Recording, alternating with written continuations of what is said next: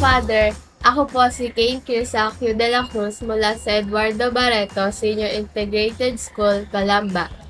Father, tanong ko lang po kung totoo po bang mayroong past life? Salamat po, Father.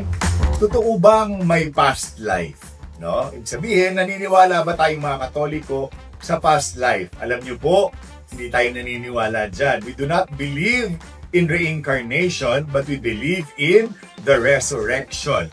Para po sa ating mga Katoliko, may isa lang kaluluwa para sa isang tao. At hindi pwede na pag namatay ka na, yung kaluluwa mo ay lilipat na naman sa ibang tao. O para sa mga iba pang mga paniniwala, lilipat yung kaluluwa mo sa isang langgam o kaya ay sa isang pusa. Ganon, hindi tayo naniniwala doon.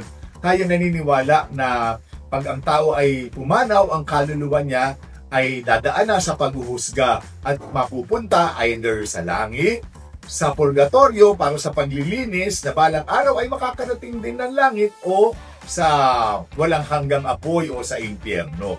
Ganon ang kahahatpungan ng ating kaluluwa.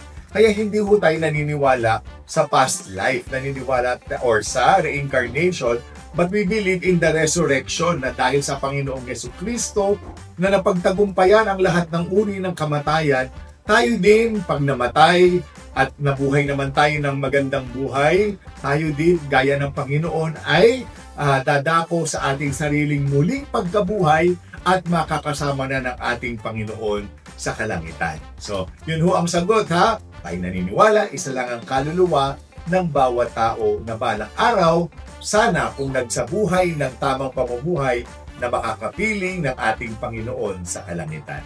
So, tanong lang po at sagutin natin yan sa Ask Father.